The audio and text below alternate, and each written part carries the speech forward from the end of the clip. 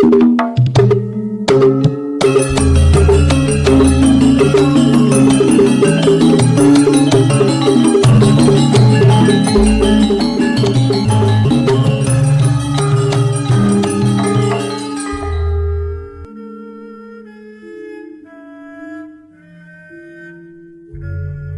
Ibu, para kadang kinasih, simbah-simbah lan adik-adik, para rama, suster, bruder berkah dalem Gusti. Sugeng rawuh wonten ing PDSK channel menika. Kados pundi kabar panjenengan? Mugi-mugi bagas kasarasan, kesehatan, kawilujengan tansah mengku kula panjenengan sami anggenipun nglampahi gesang ing dinten menika. Lan mugi-mugi lumantar panglimbang basa Jawi waosan Injil kula panjenengan sansaya saged gayuh iman kapitadosan ingkang leres lan mantep. Langkung-langkung anggenipun kula panjenengan gayuh kasampurnaning gesang, anggenipun tresnani sesami lan tresnani Gusti.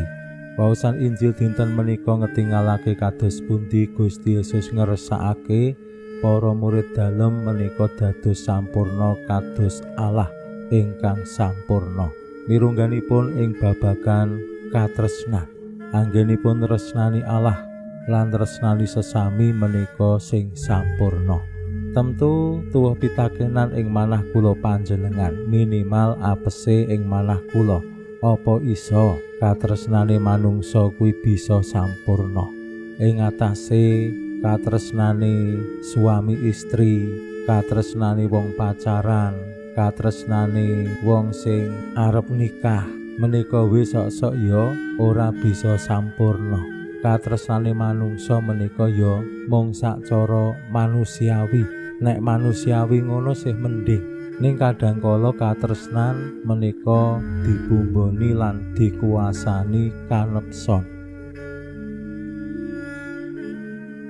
Saengga wonten ing gesang bebrayatan saged ketingal ing atasipun garwa sok-sok nek wis nepsu ling unek-unekke ya tenanan, ling ngewan-ngewanke ya kanthi tegel, kaya-kaya dudu bojone termasuk marang anak. Katresnanipun tiyang sepuh lan kosok wangsulipun, katresnanipun anak marang tiyang sepuh kados-kados le sampurna ya angel.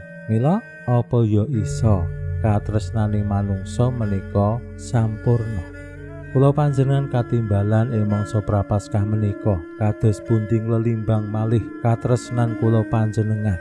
Menapa nggih anggenipun kula panjenengan tresnani menika namung adhedhasar rasa pangrasa, aku cocok apa ora cocok, aku diuntungake apa aku dirugekake, aku disenengi apa aku disengiti, aku digawe bahagia apa aku dilarani. Kadangkala lak katresnan kula panjenengan nembe sebatas menika. Nek ana wong sing kerep njajake, aku seneng, aku tresna. Nek ana wong sing nguntungake awake dhewe, aku tresna. Nek ana wong sing manut karo awake dhewe, aku tresna. Menika katresnan kula panjenengan. Gusti ngersakake sing kados pundi? Monggo kita pirengaken sabda dalem Gusti ing dinten menika lan kita wiwiti kanthi sembahyang sawetawis. Konjo ing asma dalem Hyang Rama saha Hyang Putra tuwin Hyang Roh Suci. Amin. Suawi sami munjuk. Gusti Yesus sabda dalem Hyang Rama ingkang sampun manjalma, mugi karsa ngandika dhateng kawula wonten ing asepen ing telenging manah kawula. Kabikao kegiatan lan panglipur ingkang manjing ing sabda dalem kapenuwana kawula mawira ing kawicaksanan dalem. Mugi-mugi srana anggen kawula maos lan mirengaken sabda dalem, kawula sansaya nunggil ing sampeyan dalem. Amin. Waosan Injil kapethik saking Injil Matius bab gangsal ayat 53 ngantos dumugi 58.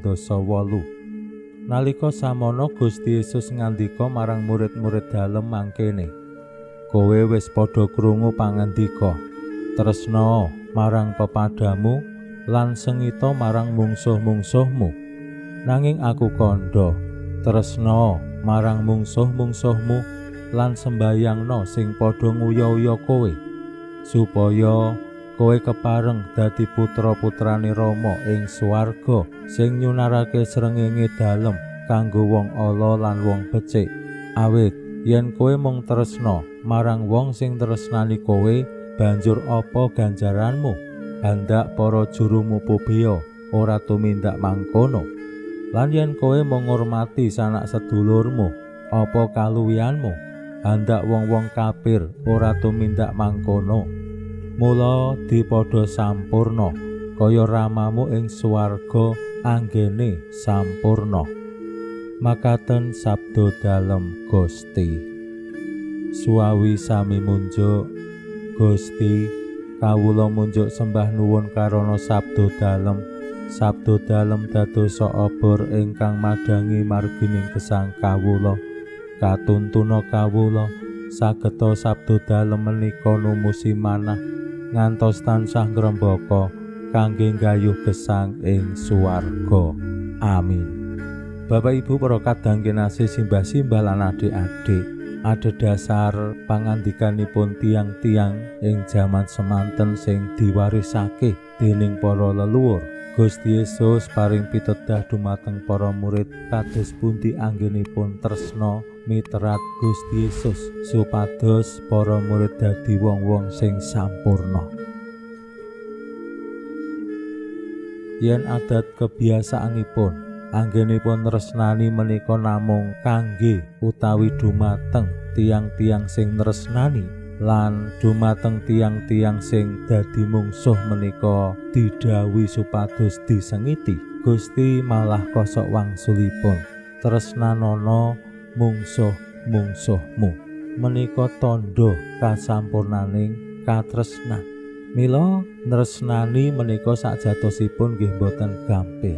Yen Gusti Yesus paring dawuh tresnanono Gusti Allahmu, tresnanono pepadamu kaya tresnani awakmu dhewe, menika katresnan sing bisane nembe diapalke, bisane nembe di ngerteni, ning ling kelakoni mbok menawi ya tasih sekedhik, yen diprosentase mbok menawa ya durung ngasih 10%. Anggone awake dhewe mujudake katresnan sing sampurna. Awit kados ingkang kula aturaken kala wau, naminipun tresna menika sing paling gampang ya marang sing tresnani awake dhewe, marang sing apik marang awake dhewe, marang sing nguntungake awake dhewe, ora tau nglarani awake dhewe. Menika awake dhewe gampang tresna. Ning nek marang tiang-tiang sing nglarani, omongane kasar, tumindake yo nakal, menapa malih mungsuhi awake dhewe. Awake dhewe cenderunge yo genten nyengiti, genten mungsuhi.